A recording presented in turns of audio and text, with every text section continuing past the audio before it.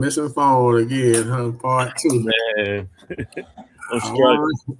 right, all right, man. It is 7:30 ish on a Sunday night. That means that once again, time for another edition live in the man cave. This is the All-State coach. I am Coach Barnes, and we are two of the three. The number one source for high school information in the state of Florida. We are Polk. Appreciate y'all tuning in tonight and rocking with us. We do not take it for granted. What's going on with your coach? How's it going your way, sir? Coach, happy Sunday. 26 moving already, Coach. Ain't slowing Already, down for nobody. we are already going, and ain't no stopping. What PG look like? I just looked about 10 minutes ago. Well, I was telling him I just woke up a couple minutes ago. I said, "Look at you, give you some good rest on this Sunday evening. How you doing, sir?" Yes, you can't hear me. All right. Well, we're gonna go ahead and get her going. Get her going. Got a lot to talk about, a lot to discuss, and um, want to always honor your time. So, Coach, I don't know if you got anything in your corner. If you do, the floor is yours. Yeah, I got two quick questions. Um, like we've talked about training a lot on here, and it's important for training how important skill development is, and it's important that coaches get their players better in practice and the culture that they create in practice. My question is, and is especially for PG, is it how difficult is it like when you're training and in practice, people not in the stands, the lights are not on, it's not like a huge a lot of pressure. So how does that change when it's actual game time? You know what I'm saying? And why you think players struggle with that? With taking the training from the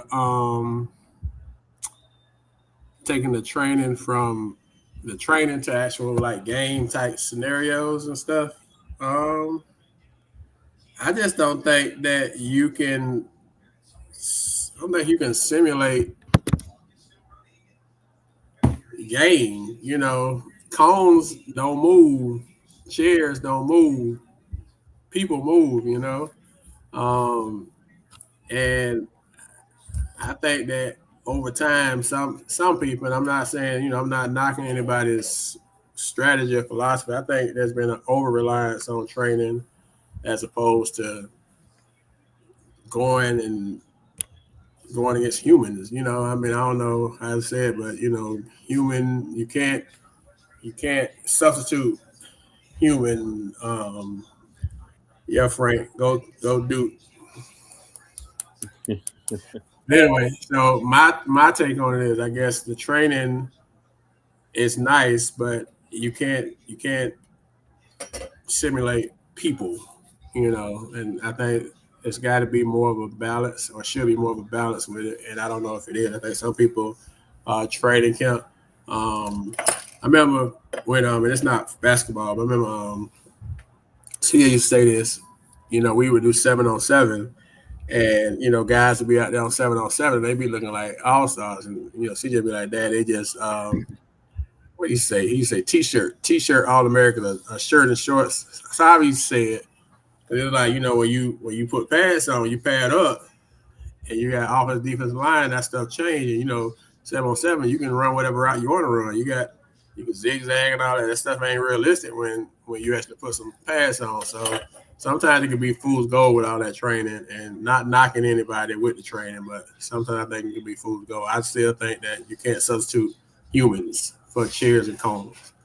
That's my Because take. I've seen people that can shoot, in practice while they're training, but when they get in the game, now they like airballing or it's like way off. So I'm just wondering, like, you know, Is the stage too big for him? that's I've that's seen what I've we're seen that.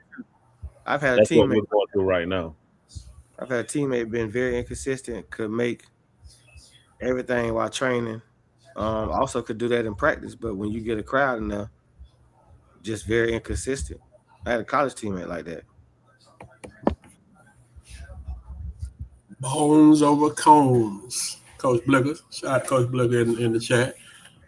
Small group, large group training, or individual training. See that? I guess that's my thing. All the units is small sided games, way more than 5-on-5 up until 14 years old. I just think that you gotta still go against other people. I mean, I ain't saying I'm not knocking train. I'm not saying it's not a place for it, but like you're saying, if that stuff is not translating to the game, then obviously you probably got to look at what you're doing that's not translating. I don't know if that makes sense or not. So, what helped you with that stage, Tumor? Like, I see a lot of kids that struggle um, with the moment. So, what helped you be able to translate it?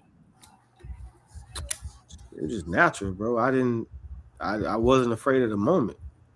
You know what I'm saying? So, and plus, I think a lot of the times when you do train, you got to take playing pickup ball and putting those training situations into a game situation like that before you even get into the huge crowds. But I mean, some people just mentally don't have the balance of what they do with training and how they can bring it to a game situation, especially if they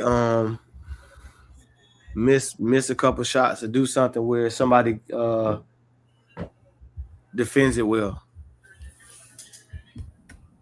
But I mean, it just for me, Road warriors, man. some players Sorry. just Is it natural? Is it instincts? Is it something that you're born with, or it's can it natural, be bro. you either have it or you don't? Yeah, like I said, you can train and be one of the best trainers and get in the game situation, and you just don't bring that to that. You don't bring a game situation to the way you train. I mean, if that makes sense. You don't the way you train, you can't bring to a game situation because you're just a different player. And then it's the IQ of the game too, right? Like you got to understand the game. You can train all you want, right? But how many of those scenarios with you're training against cones do you really have in a game situation? You can't simulate the game. You can't simulate the whistle, the You know, referee. He so said, yeah, you might be doing a drill where you got a move that you do that you've been taught by someone that you could never do in a game situation, bro, because of how well it's defended. Then you say organized ball. Can you move without the ball? How do you get into a situation where you can get the shot that you want? And how well are you getting scouted to take that away from you? I seen I think, something about a trainer the other day that they don't. I think it was Richard Jefferson that or Matt Barnes where they say when you with these trainers, they don't teach them how to play without the ball. They don't teach them how to move, how to relocate, all that type stuff. that was gonna be my other thing. Like, what is it that your point is with the training? Like, you know what I'm saying? Like, are we training with the purpose of translating it to game situations, or are you doing training? Are you training game situations? Are you just training? Does that make sense? Like, I'm just training to take a shot, but I'm not training to like two dribbles off the screen, elbow type shot. Am I training to come off the screen looking for the roll type? I don't know if that makes sense, but like, and I guess there's levels to it. I'm not a trainer. I know bro has trained. I know you train. I know Coach Blicker does it all the time. So I don't know if everybody is training kids for game situations. So that might be another reason why you can't translate because you got them in the gym doing some stuff that's never going to, they're never going to do or use in the game. So then they get in the game and they got all these hours of training and paid all this money, but you ain't trained them on stuff that is going to actually matter when they line up against somebody. So I would maybe say that most people who get trained in getting those scenarios. Let me give you an example. All right, Barnes, you're a great shooter, right? And you're training to do all this other stuff, but you're in a program that has you just as a great shooter, right? What's the plus to your training if you're only a great shooter? there's no plus if you can't get a shot off. Then what? All right. The next thing, when you're training, when you're actually training, what are you training as? What does more training consist of? Being what? A great shooter. Nah, take that away. But Okay. think about this: when you're training, all right, and you're learning all these balls, handling and all that, you're ball dominant. Yeah. Training, you're ball dominant. Mm-hmm. All right. So when you step on the floor with a different program, let's say you a 2 guard, or a 3 guard, or a small 4, you're training ball dominant skill level, right? You're training ball handling, shooting off the dribble, 2 dribble, pull up, all that. All right. You don't match. It doesn't match the scenario of what you're doing in the game because you're not ball dominant in the game, right? So most successful people who are training ball dominant, they get that when they have the ball in their hands. If you're not having the ball in your hand and you're doing the training that makes you ball dominant, where's the value of that? So because you're training with all this stuff, handling the ball, then you get in the game, you're on the ball. So now You just don't have the ball. you're stuck in the corner. You're a statue. Yeah. So Yeah. you train ball dominant drills. You train 2 dribble pull-ups, 1 dribble pull-up. You train in and out of cones. You train doing different stuff, and then you're just a spot up shooter. What is the benefit of that? I'm So with you. how are you trying? How are you training? Is the question of why it doesn't relate to the game situations. You get what I'm saying? Yeah, I'm with you. It makes sense. So So you're not. that's the plus I had. The way I trained myself, because I pretty much trained myself. Growing, I went to the park by myself, but I trained myself being ball dominant. So majority of the time I became the backup point. I was a shooting guard and the backup point. So I had the ball in my hands at least 60% of the game. And then my senior year, when I became the point guard, I had the ball in my hands 90%. But you trained for that, and I it worked out for you because you were able to translate what you were doing because you kept the ball in your hand. Right. Right. So Can if we you're not, go ahead. Go ahead. Go to finish, Coach. So I No, shot. I just want to say, if you didn't have I shot the 1 dribble. I did those type of drills that it took to the game level. okay, so what you did, your training translated directly to your game.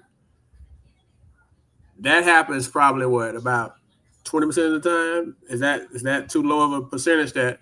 Yeah. That I would say that's right on. Yeah. So for you, it worked.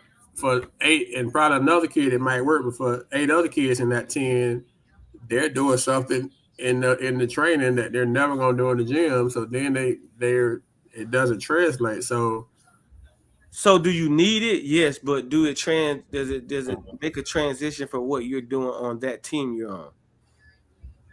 Or what your game is gonna be? It's the same. It's the same as like coaching. All right.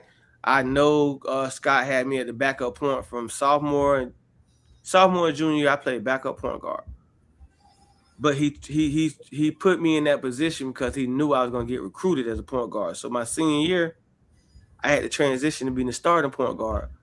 Coach Gibbons recruited me as a point guard. I never understood why I was a backup point. Like I'm talking sophomore year, I played backup point, and Mike played a different position. Right? I was the backup point. My junior year, which was Mike's senior year, Mike started at point guard. Isn't that odd? Mm-hmm. Mike didn't play point. Mike wasn't the backup point guard my sophomore year. But he ended up jumping into that role. He went from playing a different position to jumping into the starting point guard his senior year. Well, I stayed the backup point guard. Scott does a great job assessing his players and know what his team needs. He needed you to score. You know what I'm saying? But also he was still helping develop you because he knew what you was going to be at the next level.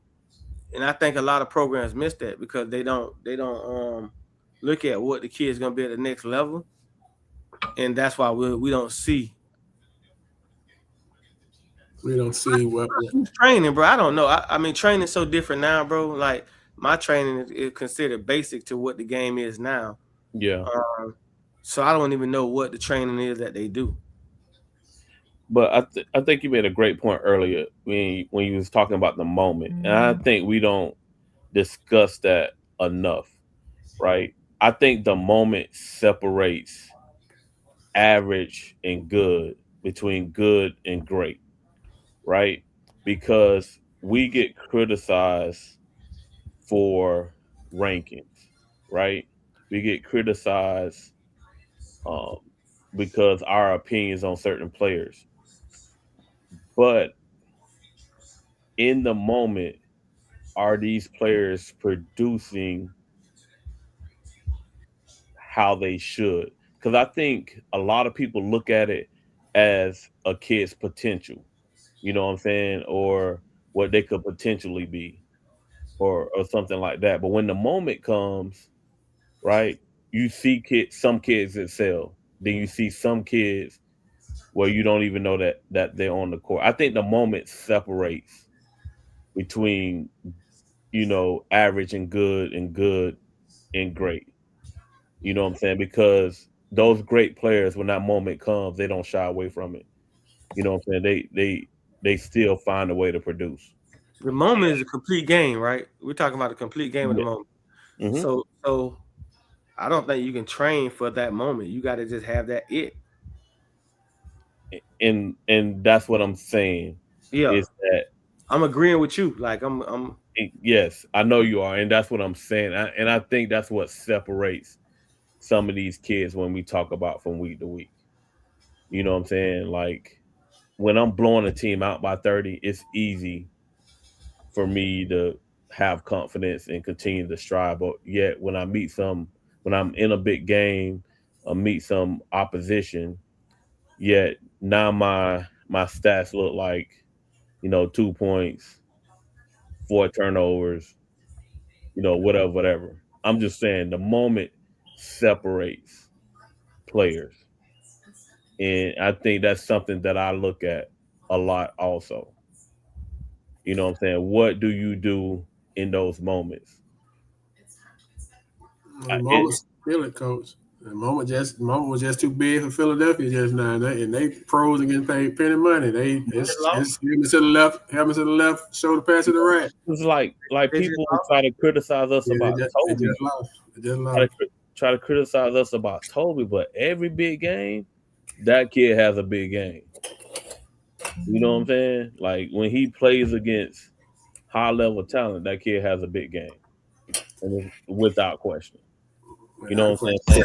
Same thing with Tate last year, and we've had great players, good and great players come through here. But when big games came, they rose to the occasion. What's the situation with Toby? I saw Barnes send or something like it chance saying that he's not the best player in the county right now. They say he's not the best player in the county. We actually had a couple people, one of them being one of the Franks that's on right now. Why he wouldn't be the best player in the county? He had a bad game or something? No, they essentially said one of the Franks, there was 2 Franks, it was said that they're saying that Jay is better than Toby. And they even went as far as to say that Barto's entire starting 5 is better than Toby. And I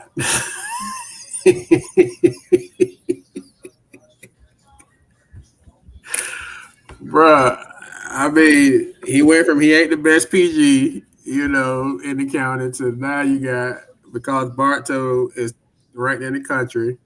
Barto ranked in the country now? Yeah, they 24. It was 24 in MaxPreps last week. Wow, that's big, bro. And so yeah, man, and so us, we ain't discrediting nobody, but so You know, I've had a debate about the point guard situation since we left Santa Fe Gym over the summer. Yeah. mhm. You know, I've spoke highly on the other kid, and I mean, I get the different points. What everybody speak on. I wouldn't definitely take nothing away from Toby. Right? That's Toby. That's his name, Toby, right? Yeah. Yeah, I definitely wouldn't take anything from Toby, because he's just proven to be he's just proven to be that kid that makes Santa Fe. Santa Fe is what, 13-4 now? 13-4. Yes, sir. And man, that kid a winner, bro. Like James, I'm so impressed with James, and I've been impressed with him. And all I keep telling people is like, I've been said that. You know what I'm saying? I had my cousin call me about James when they first started this summer. I mean, this season when they was playing over in Orlando. Like, man, who this kid is? And I sent y'all thing people speaking on him. Mhm. But both of them, right? Toby been winning, so you can't. Yeah, the value that he brings to Santa Fe is just unmatched. You know what I'm saying? Like, and what we're seeing from James now is, dang, how can I say this without being? I don't want to look at neither one of them as negative, because it's a comparison with that, bro. Because what we're seeing from Bartow, when Bartow got, bro, do we realize that Bartow has 6 players gone from last year's team? Mhm. Um, Four starters, bro. You thought about that? 4 starters. Swanson was a starter last year, right? Some games. yeah. Battle, Borders, and Jameer. Mm-hmm. 4 starters from last year's team, bro, that are underclassmen. Then you take on this Silas and the kid at Jenkins. Bro, that's unreal. And the kid at Fort Meade. Oh, see, I ain't count him because he only transferred during the summer, right? I don't know when he left, but he was at Bartow last year. He played on Bartow's team last year during the season. He wasn't getting the same clock as the other No, guys, but but he was in uniform. he was in uniform, yeah. I think people confuse that it's like a huge separation, or that it's Toby has value. Crossley has value. You know what I'm saying? And they're two different players. Rattery is like it's I don't it's not a huge gap. If there is a gap, you know what I'm saying? Um Defensively, there's a gap right now. yeah. Toby's the better, and I was against this. Remember, I kept saying, y'all saying Toby brings a better. Toby brings 2 things, I think, right now off of experience, bro. He's a senior. He's been in those scenarios. Blicker is trained him to be in those scenarios, and defensively he goes harder. But bro, Jada Bartow different, bro. Jada Bartow special. And I ain't talking about Carl. I'm talking about Rattery, Mhm. James. Cause me, I just personally feel like he's the best player in the county. But I don't feel like he's the best point guard. Yeah, that's crazy how you can break it down. I feel like he's the best player in the county. I don't feel like he's the best point guard right now. So you don't even feel like Cross is the best player on his own team. Don't none of y'all feel that way, bro. I'm just for clarity Ain't purposes. it's not a disrespect to Crosley, bro. All right. There's no disrespect at all. There's not one of us, including over there, that would say that. There's You no know, disrespect. I just had an argument. I mean, I had a full argument in the barbershop about how good Crosley is as a shooter. Like, I feel like he can step in the paint. And I told my boy Mike T this the other day. He could line up and shoot shot for shot Rashad Anderson as the junior and senior Rashad Anderson, and it wouldn't miss a beat. But he's just more a spot up shooter. Rashad could 2 dribble hit it. You know what I'm saying? I don't think Crosby has that yet. Sometimes you can develop that at the next level. But shot for shot, like shooting it, I don't think we've seen anything like that since Rashard, bro. Have y'all seen anything like that? Not in recent memory, no. He's a. But I that doesn't mean, make unless you look at Tate. I mean, Tate can stroke Yeah, it too. Tate I did mean, more. yeah, you can't discredit Tate on that. Did more off the bounce. Yeah, off the bounce, man. I'm talking about Crosley, bro. That's why I said Crosley is the catch and shoot. I don't think we've seen nothing like that, bro. Since Rashard. Since Rashard, bro. That's 20 years ago, dog, that we seen a catch and shoot. Like anywhere on the court, catch and shoot. We ain't seen that, bro. I mean, nah, we haven't seen that. Nah, I'm talking about consistent. Like, if he took 15 threes, catch and shoot, you definitely probably gonna get 11 of them. But like the other day, Lakeland played Bartow. Crosser didn't play. Bartow beat Lakeland by 15 without Jay. Bro, the kids. If this is my point, if we switch out, and this, if was fifth, we all be drunk, right?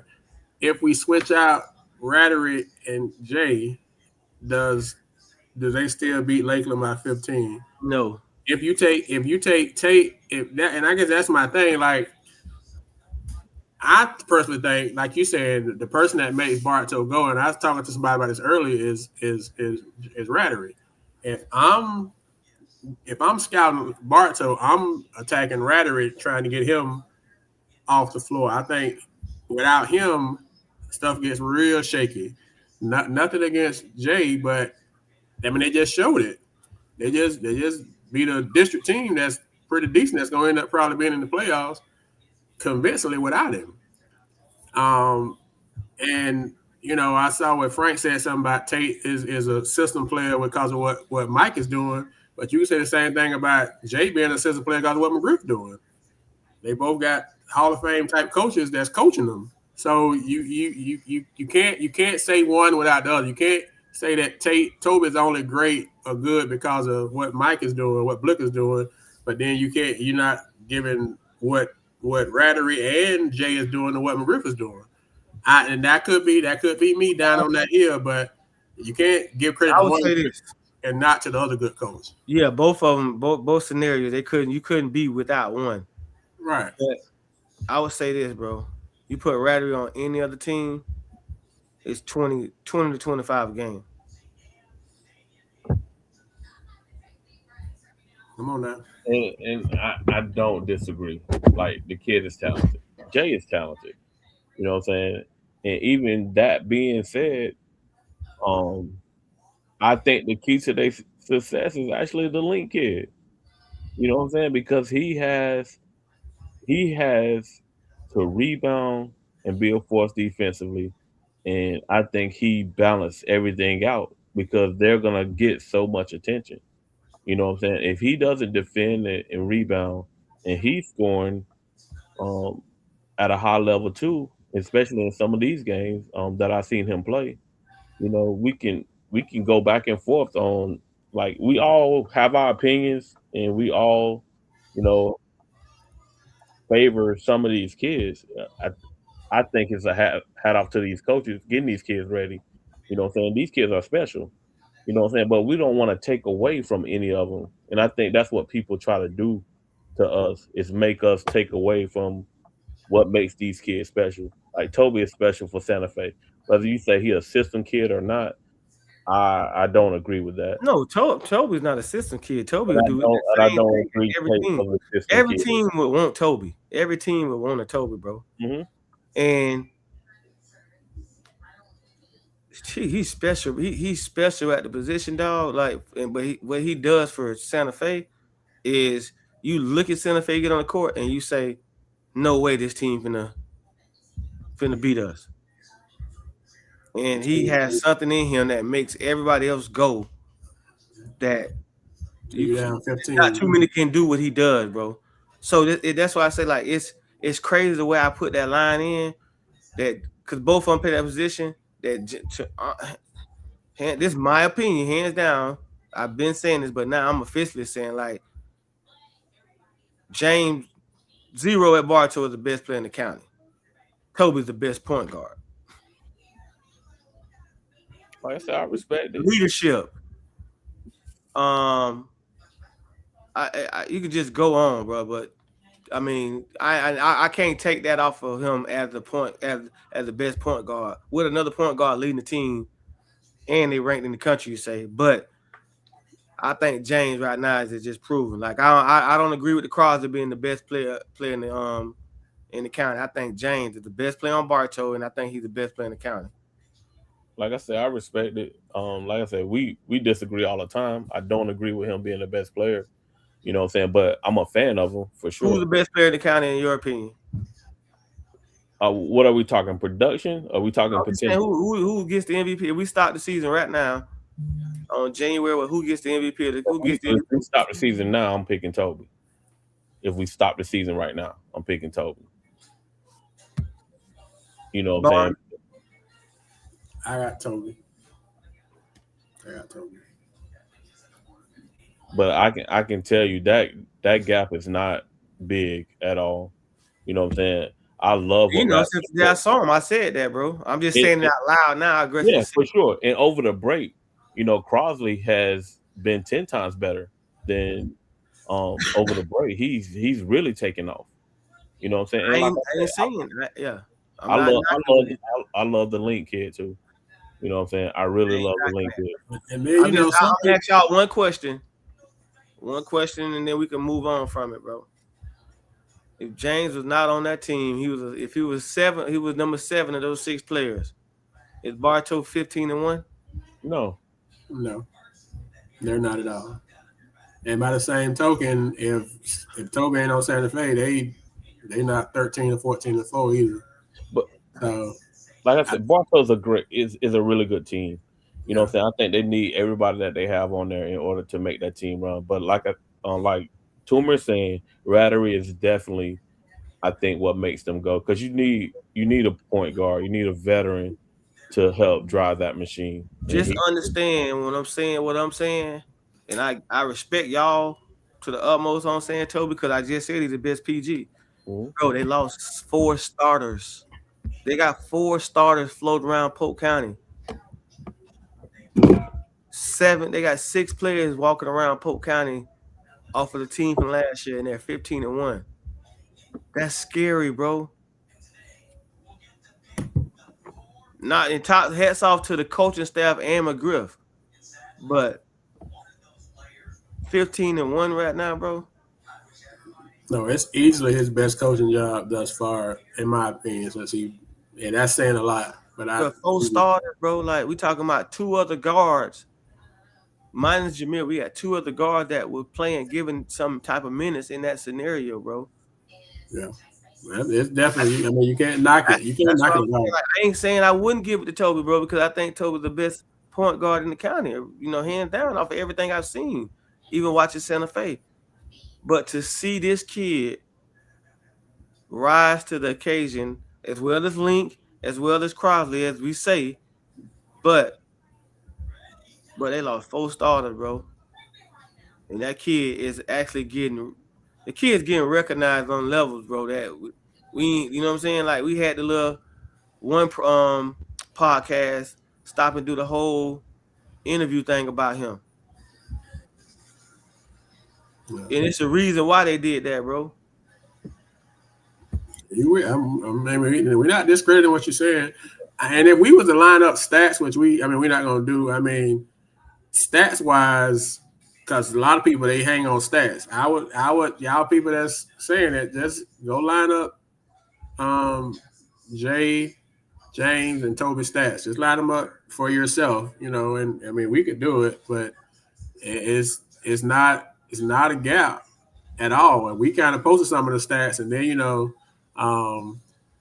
but I don't know if just because and AC Solar saying that Toby, he's Team Jay Crosby.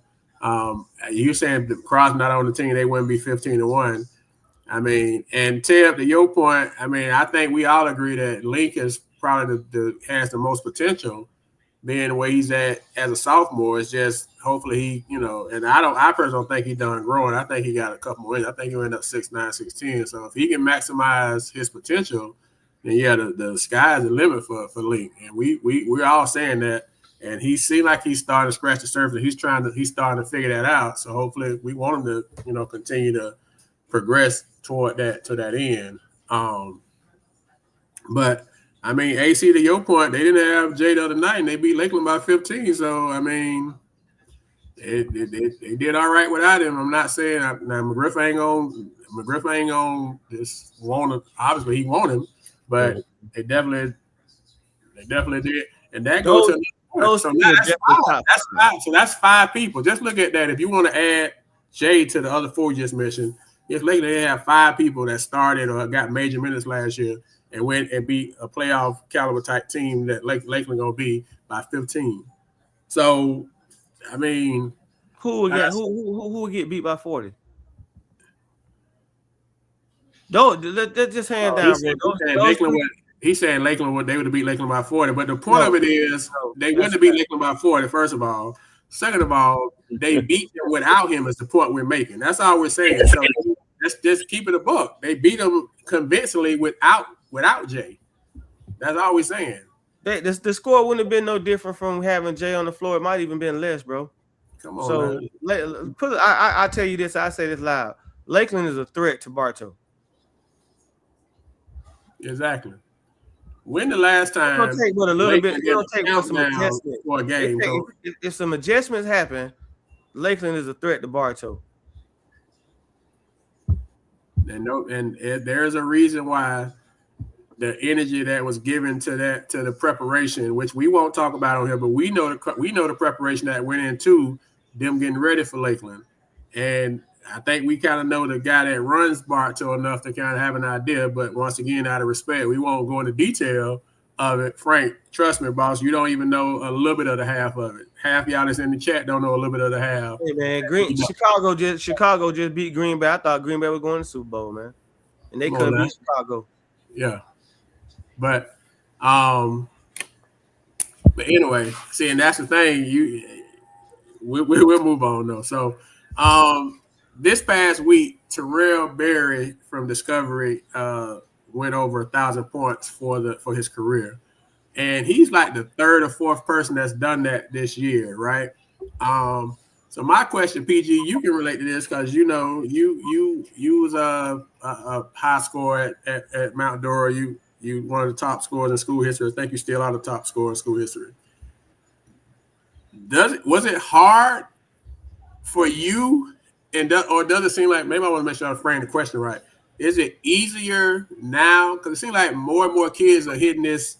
It used to be like a milestone to get 1,000 points in a career. It seems like it's happening like all the time now. So is it a thing where? Did he play 4 years, boy? Barry he's a junior. He got 1 more year. But that's the kid that's at Discovery. But it's like he's like the 4th one. Like Tucker got 1,000. I think Toby got 1,000. Fuller from Victory. He a junior. He got 1,000. That's just this year.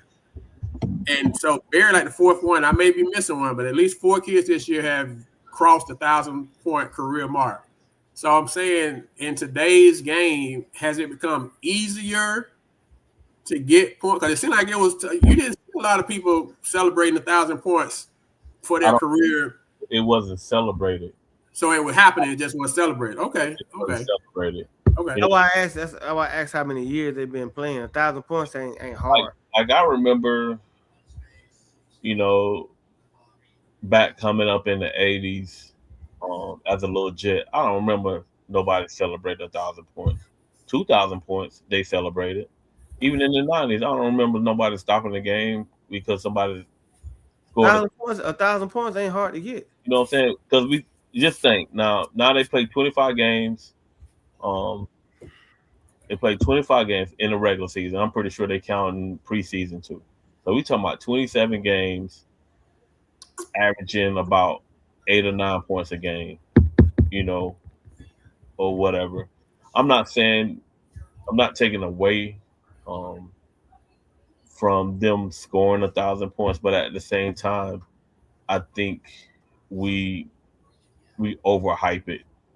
Like we in the participation trophy era, You know what I'm saying? Where we celebrate everything. Here, 27 games times 9 is 243 times 3 years. You at 729. So you do that at 42. You just go 243 points. Times 4.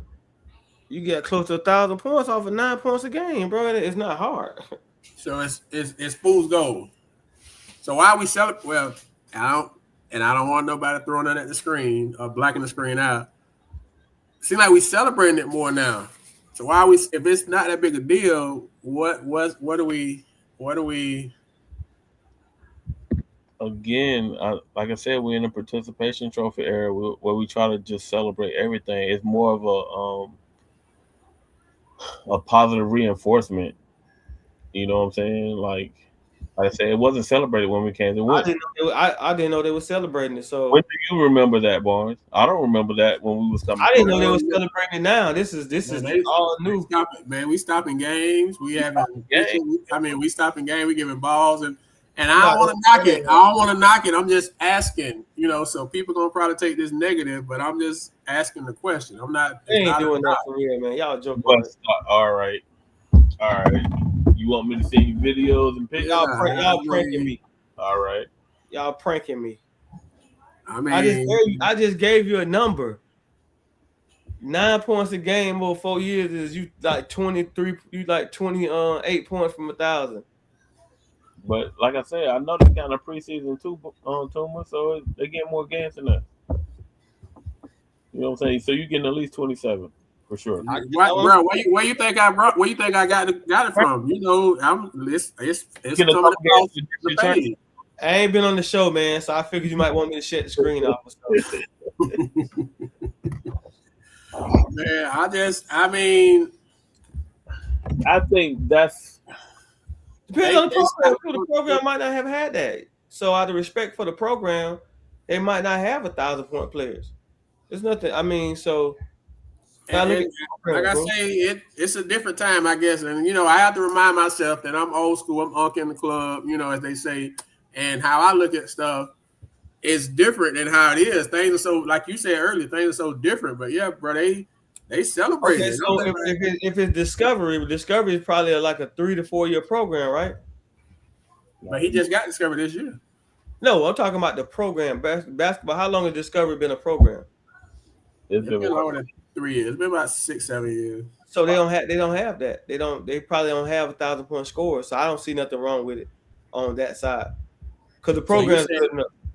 So you saying for a younger team, okay, but for an older squad, traditional squad, if they got 20 plus years of the basketball program, they shouldn't be celebrating that because it's probably 30 other players got it. But for Discovery, with how they come in every 2 years, you only get so many years of it. I can see the celebration of it, bro. They probably ain't got nobody. They probably got like 3 or 4 people with 1,000 points in their career.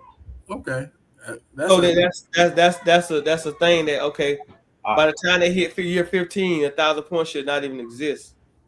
I agree. That's a good point. That's a good way to look at it. Once they started, it just snowballs effect. I don't think they can stop it now because it's not. You got to do it because if Discovery doing it, and I'm over at STEAM Academy, and I get it.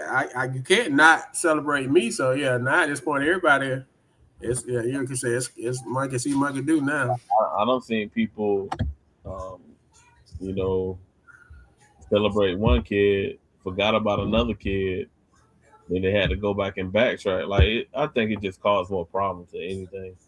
I think you put out a great graphic, you know what I'm saying? Do it before, after the game. Why won't celebrate rebounds? Why won't celebrate assists? Why won't celebrate steals? I agree. I mean, once again, I'm old school. I'm so. But my thing is, like I said, it wasn't celebrated back when we came through. So why change it? Why lower the bar? You know what I'm saying? Like Tuma put up 2,000, bro. That's remarkable. You know what I'm saying? That's everybody not doing that. You know what I'm saying? That's just me. And that I think, and for me, the old school coach in me, I would say if I celebrated a stat, I would probably celebrate like rebounds or assists because I feel like that goes more toward the end result of the game, and those kind of things never get celebrated. But that's just me, right? But I get it. In the day and age we are, you have to, like you say, keep pace. Because so once somebody does it, you can't not do it. I've seen it so much, and I just like I wanted to ask y'all take on that. So I just like a new school. Like I didn't realize Discovery Wheeling been there 6 years. I just didn't know that. And then the school been there. It was before that. It was a coach before Wheeling, so it's been there a minute for sure. So I thought Discovery started probably around the same time we started Polk, bro. I'm sorry. I started before that. Yeah. I just didn't hear about them. They must have been so trash. And then they wasn't in the coverage area. The coverage area has expanded. Like Barry points, most of his was scored before he got there to Discovery. Yeah. How do you know those stats? Like, do you call the other coach and get those stats? They keep up with it, and then plus you can always go to MaxPreps if coaches keep accurate records. You can add them up. I thought y'all say coaches don't even be turning in MaxPreps. They don't. That's why I did a knock. You didn't hear me knock on wood at MaxPreps. So some people that's a great. We do. You know what I'm saying? And it's a great segue to the next part is the rankings for this week. So FHSAA playoff rankings. So some stuff changed from last week to this week. He said we'll give y'all a daily update. So right now in 7A, well, they'll come out again on Tuesday. No, Monday. They'll come out again tomorrow. No, Tuesday. The 12th. It's tomorrow. So tomorrow, Monday. Right now, if it stopped today, we got Ridge and Winter Haven would be in. Because remember, the top 8 goes in for each region. So last week, Ridge was number 3 in that region. Winter Haven was 7. In 6A, Bartow is 1. Lakeland is 5. So that's what we said. Lakeland is going to make the playoffs unless they just crash and burn. Region 5, Arbondale is at 4 right now. We don't have anybody in 4A. 3A, Discovery is 7. McKeel is 9. In 2A, Santa Fe is 1. Lakeland Christian is 6. In 1A, Victory is 1. All Saints is 3. And in the rural, Fort Meade is 3 and Frostproof is 4. So we got 10 teams right now. If they stop it today, would be in the playoffs. Now we've talked about strength of schedule, and there are some teams that have some very high strength of schedules. And there's some teams that don't have very high strength of schedule, but they have good records. And right now, that strength of schedule is not hurting some of those teams that we've talked about.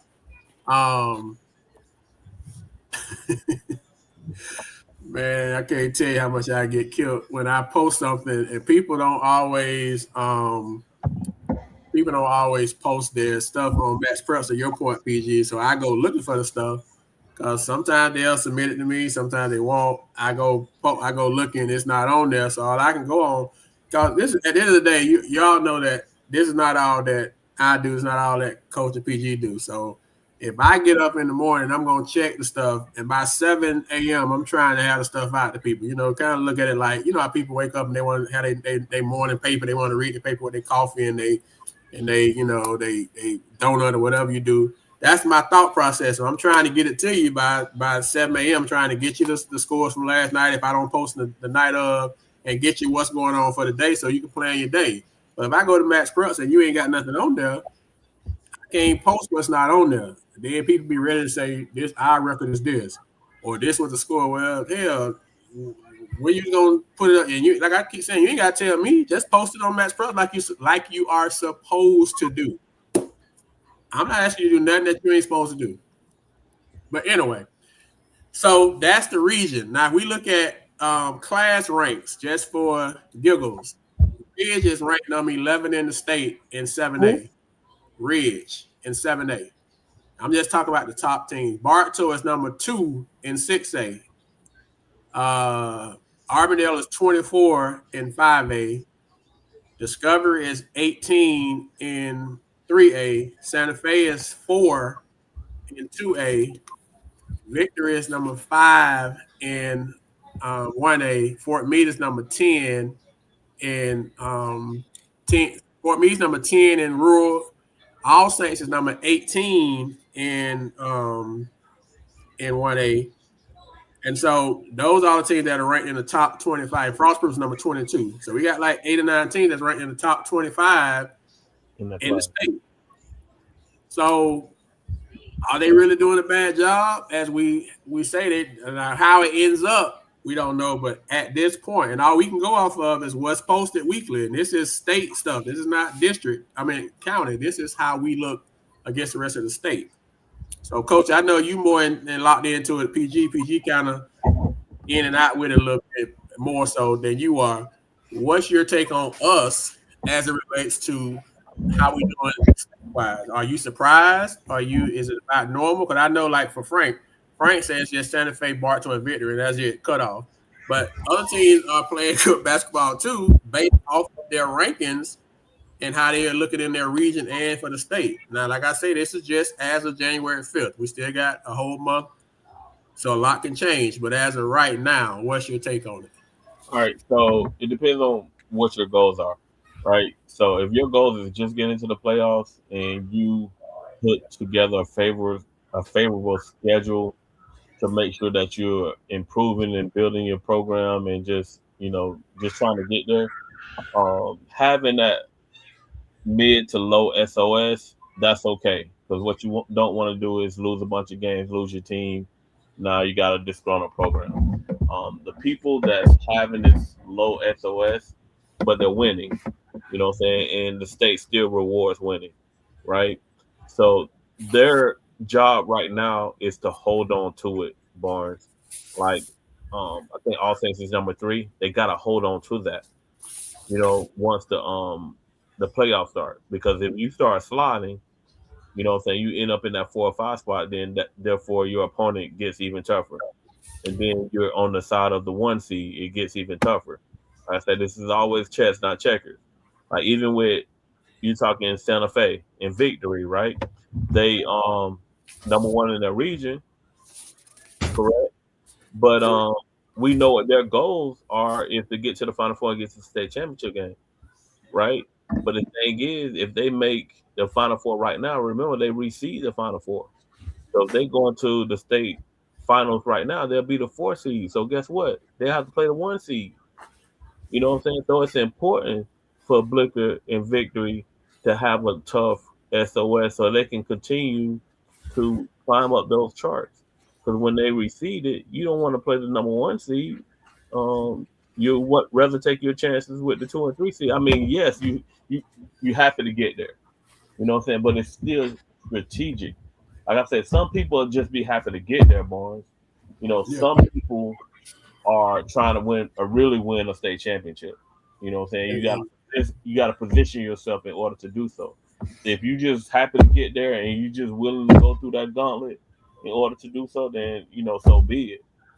But you don't help yourself out first of all, if you don't have your kids battle tested.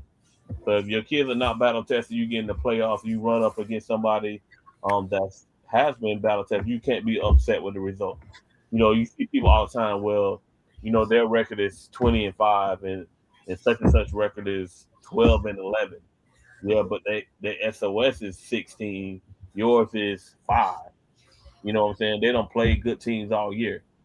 So they're really ready, for this playoff run. But yet you didn't prepare yours because you thought wins was more important. So it's got to be a healthy balance. I think McGriff does a great job with that.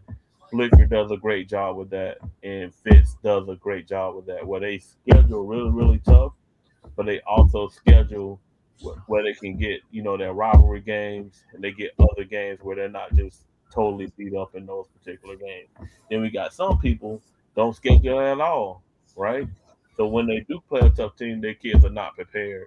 And that's the reason why they're not successful when they get to the district playoffs, let alone the regional playoffs. That makes sense. So just for clarity, point of clarity, in the rural division, it's not 8 teams, it's only 4 teams. So right now, for me, there's 3 in the region. Frostproof is 4. So they both would make it in as it stands right now. But like you said, they got to continue to keep pace. Um, and we got a couple teams on the outside looking in right now. Like, and to Frank's point, so Lake Wells last week, Lake Wells put up a couple good wins this week, right? So they were 10 last week. McKeel is 9. And I think those are the only 2 that's like kind of close. That's not already in the region. Like Kathleen is 14. Like some of these teams will have to win district. Davenport is 13. They'd have to win their district. Avon Park is 12. But realistically, we got 10 right now. What would be your number that you think will get in if you had to? You think the 10 that's in right now, good, safe? You think we get more? You think we get less? What's your over under? I think we I think we'll be right at 10. Right, If 10. not, according to how these next couple weeks go, it might be less. I think these kids and teams did well early. But they have to maintain it as the season comes to an end. A lot of people are playing really, really good teams, so their SOS is climbing. Like, for instance, Lakeland, right? They was like 9 or 10 last week, Mm-hmm. and they all the way up to 5 within a week's time just by their strength of schedule. Lakeland went from 260 coach to 124 overall in the state. They jumped 140 spots in 1 week. That's what I'm talking about. And these other programs can do the same thing. So these people can't get comfortable with where they're at, thinking that they're going to stay there. Lakeland lost last night, right? Yeah, Lakeland had a tough week. Who won out of Auburndale and Victory? Victory. Victory struggled a little bit during the Christmas break, but they seem like they done kind of got it. They had a nice road win against Calvary Christian. And Victory got a big week. We're gonna talk about here. I guess we can talk about it now. They got 2 big games this week. We know our games of the week. We don't talk about all of them. We just talk about 7, 8 of them. So our game of the week will be Tuesday night, the return match. Arguably, I guess could be say the game of the year so far this year in the county. I don't know, maybe the first time Victory and Santa Fe played. Well, they play the second part of it. They actually play each other home and home. So they play Tuesday night at Santa Fe, Victory at Santa Fe, the second part of that. So what's y'all thoughts on that one? Taking off Tuesday night. That's our Polk Hoops game of the week, by the way. Santa Fe. You like Santa Fe at home? Yeah, I like them at home. That was quick. Coach, what you got? I think it can go either way. I think Blicker made a point the first time they played, and I think this is the first time that the home team actually won was the last game. It was only by 1 point. I think Santa Fe's a lot tougher at home. So it wouldn't surprise me if Santa Fe come away with the win. Yeah. They only won by 1 last time, right? Yeah. It's amazing how even they are with the type of they got 2 totally separate teams. Like Victory got size, and they got probably more depth than Santa Fe. Santa Fe not gonna kill you with depth, but they so structured and disciplined. They run such good stuff. They both play different styles. Yeah. They got great, obviously they got great coaches, and they teams play very well, play hard.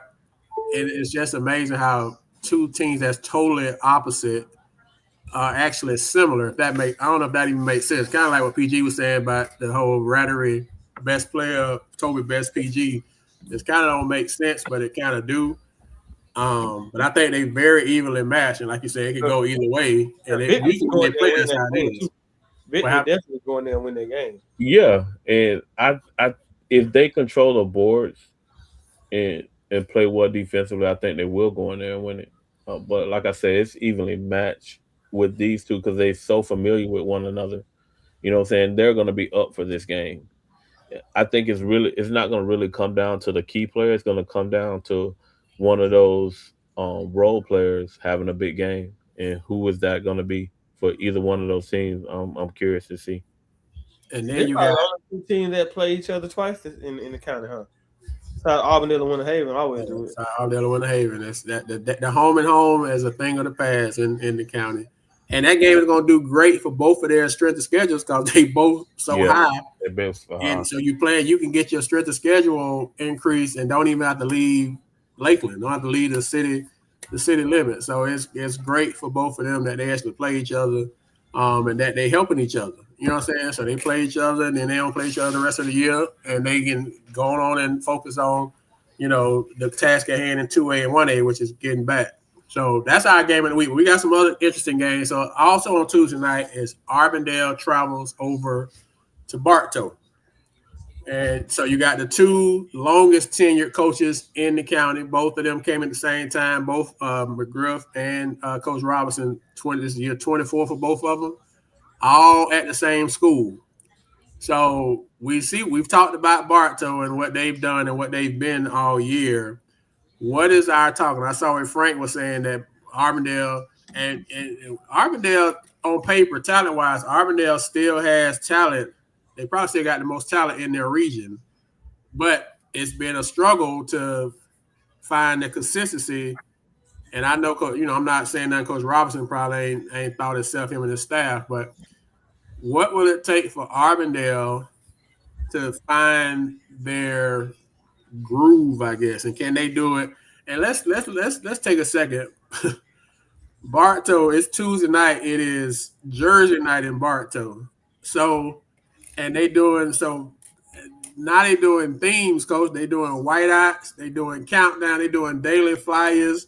What we just it done went to a whole different stratosphere. And then you win it on the court too. So I mean, what you but anyway, the question is about Arbondale. What does Arbondale got to do to find the groove? Because they still got time. Like I said, they 4 in the region, so they still in good shape with a chance to move up. I think it's more of a chemistry thing. Remember, this team wasn't totally together all summer and all spring. You know what I'm saying? Like Gunner came at the end of the summer, and then they had a major injury with Curry. So I think that was an adjustment for them. I think if they had all of their team, then we talking about the number one team in that particular region. But I think they struggled because of consistency and them trying to find themselves and like redefining themselves in their roles and stuff on the team. I think Coach Robinson and his staff is doing a good job trying to keep it together. I think they're peaking now at the right time, but I think it's going to be tough for them to go over there and beat Bartow at home. Yeah, I'd like Bartow. I do, like you said, to your point, I think they still in good shape in that region. I still like them. I still think they got the most talent. They got, these next couple of weeks, I think is going to be really big for them. Like you say, from a consistency standpoint. And but you got talent. You got the Lindsay kid who's been killing it. You got Garner, who you say got a ton of talent. They got Ramirez, so they got some pieces. The Snead point guard. So it's not like they walking in there and they don't have talent. They got talent, and they got just as much talent on paper as Bartow. It's just a matter of they just gotta, like you say, get it all going in the same direction. And I know it's been frustrating. But at the end of the day, Curry, they won't get him back, right? So they kind of what he's done for. I don't know if I don't want to speak on it. I don't know what his status. I don't know if they looking for him to come back before the year is out or not. So that's Tuesday night. Wednesday, an interesting game. Ridge, who just suffered their first loss. I guess it's an upset. They got upset by Sebring Friday night down in Sebring. You saw the kids on the video where they erased the 0 and put 1. So Ridge took their first L, and now you got they traveling to Lakeland. So two teams that are playoff caliber level type teams. What you think on Ridge over at Lakeland on Wednesday night? I like Lakeland. Rich has so. You like what? I don't know what Ridge really has. Okay. I like Lakeland. Like I said, Ridge did a great job so far, but now they're starting to play tougher teams. And Lakeland at home is different than Lakeland playing away. So No, Big E. Lakeland been playing at middle schools and stuff. They ain't home court no right now. really, Yeah, they Play Lake Gibson at Southwest. no, I didn't know that. they getting work in that gym right now. Yeah. Worst time in the world to be having work done on your gym, but yeah, That's they get work through the interesting. gym. That's Polk County. That's Polk County. How long they supposed to be out? That's a I great don't know. question. I think I know. Hopefully it's for them. I know they said sooner than later, but yeah, they've been trying to push pieces together. Like that's Polk County. What you call it? What they call it? Facilities. Facilities department. So, all right. I still like Lakeland though. Another interesting game Thursday. Bartow, aforementioned Bartow, travels to Winter Haven. Winter Haven is another playoff caliber team. Should get in. Talent wise, definitely seems like they're starting to catch their rhythm and their groove. The game is over in Winter Haven, so it's an interesting game. So, what's your take? Bartow. Are you quick? Are you as quick with Bartow too, PG coach? Yeah, Winter Haven come out swinging, but Bartow by double digits. I don't think they're gonna come out swinging, bro. Bartow, I agree with the double digits, but Bartow different. Okay. All right. Well, then the last two games we traveled down to Wally Keller, and on Friday night, Friday afternoon, Victory takes on at 4:00. They take on Coatesville from Pennsylvania. How you spell it? Coatesville.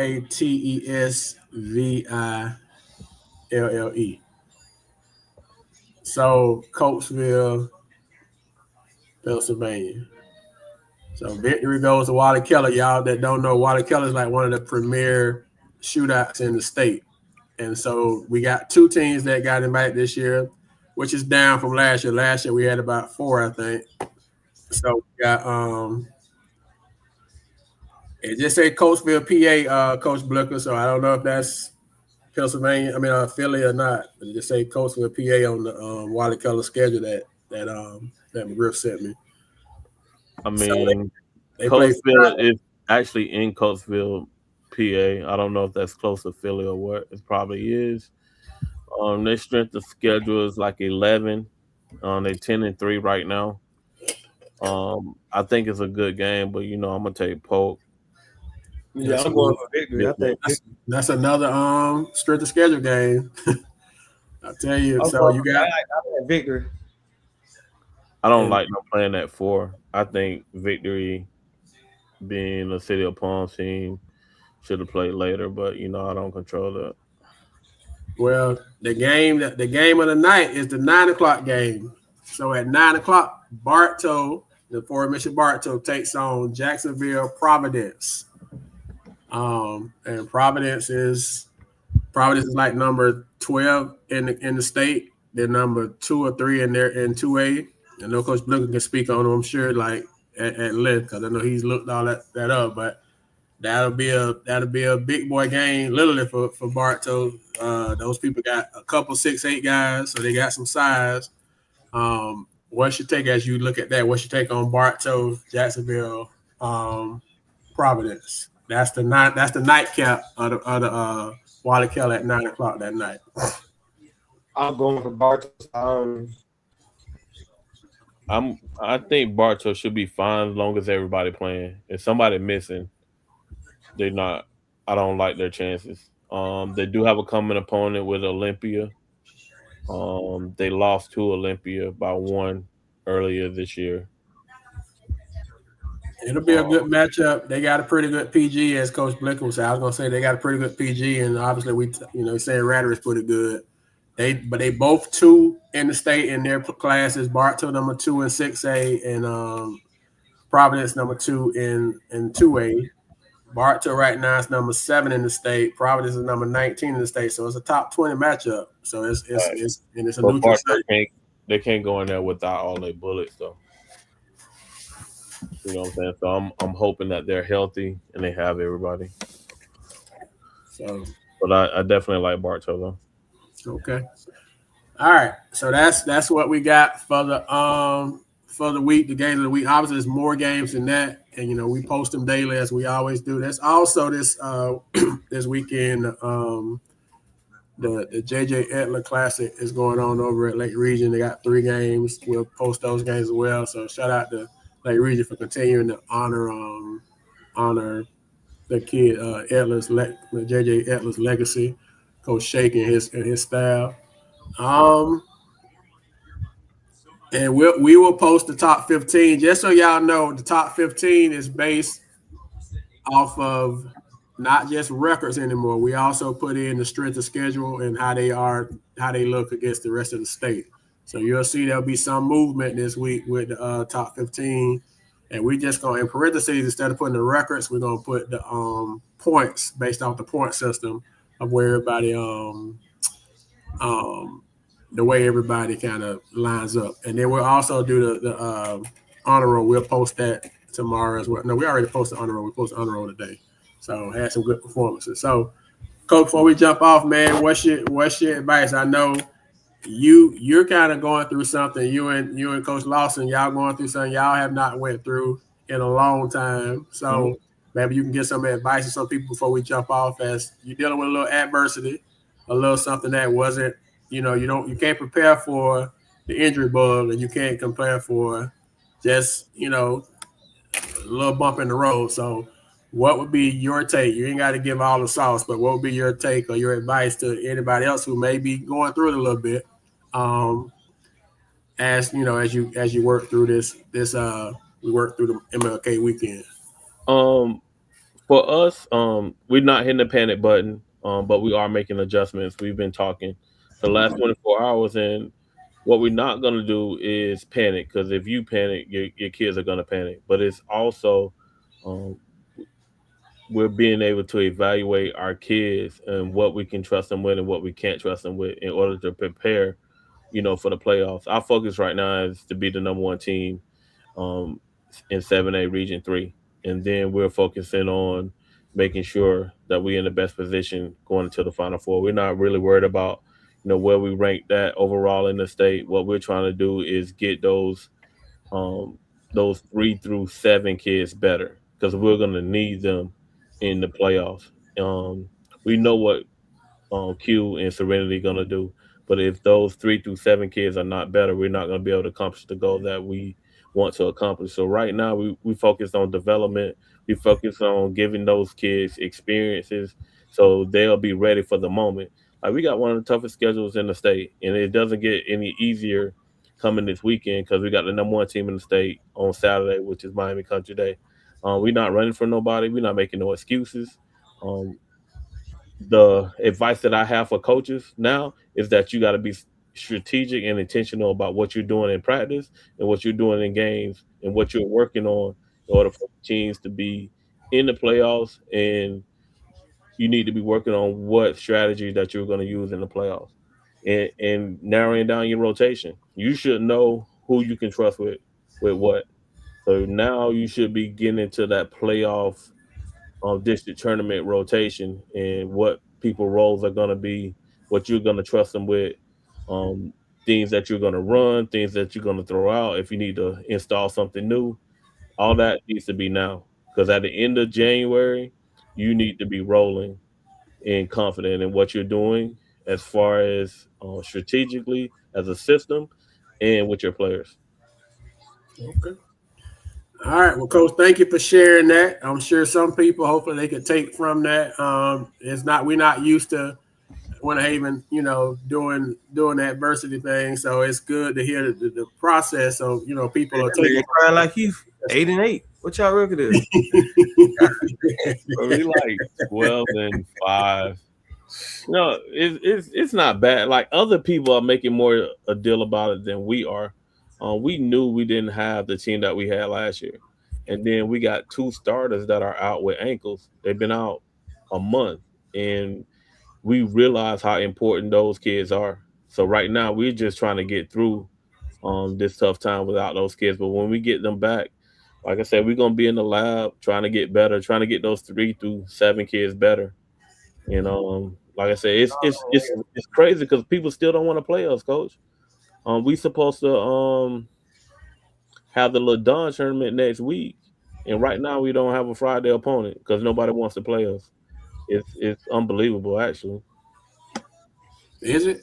Is it unbelievable? Coach, man, I don't understand. I'm just asking. Is it really? But I mean, yeah, coach.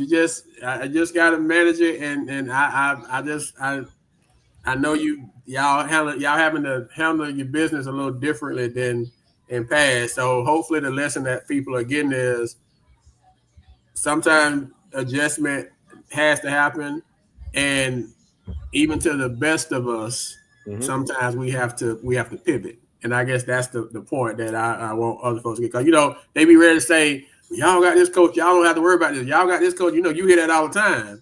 Okay, well now you having to deal with you ain't got to deal with what we got to deal with. Well, now I'm dealing with it. We down. We playing 7 girls. We dealing with injuries. So we're dealing with the same stuff you're dealing with. Yeah. So don't think that it's just reserved for y'all and that it misses us. It hits everybody some point. Even the best one, even the people at the top have to deal with it from time to time. So that was the point of me wanting you to just kind of give insight on that.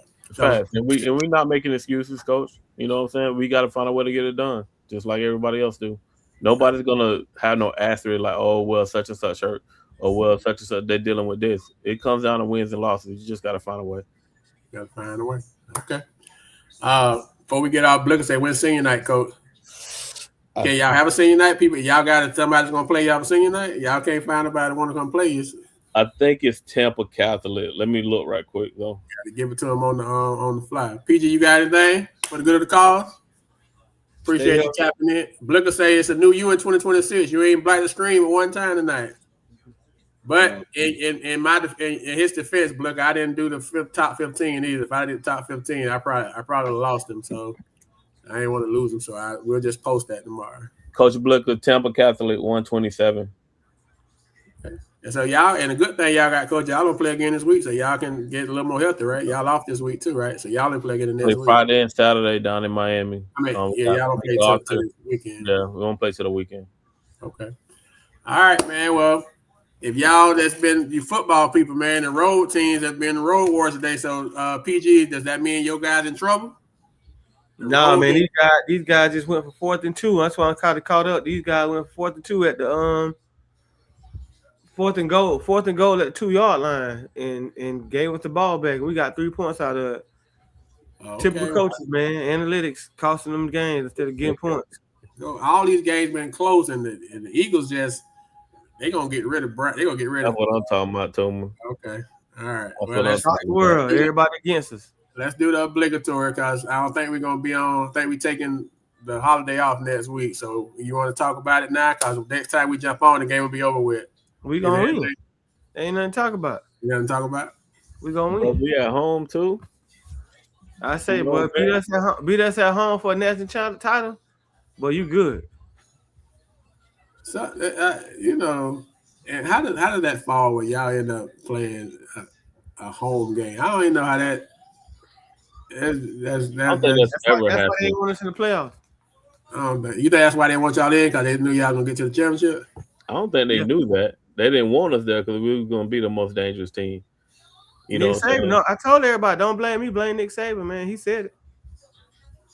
He did say it. But I still want to give a shout out to Ro Hardy, man. I'm still proud of that young man. You know what I'm saying? He doing things over there. But you finna fine fella. Yeah. Fine fella this week. But I ain't here. Go Ro. I don't have a dog in the race. I just want a good game. But you gonna get that. But that's gonna. Like I told you, I think both those teams are playing SEC old school before NIL, SEC level football, and I think it's gonna be a great game. So, but anyway, so both my co-hosts, they are, as y'all can tell, they are insanely pro Miami. And just picked up two big receivers in the portal. Yes, we did.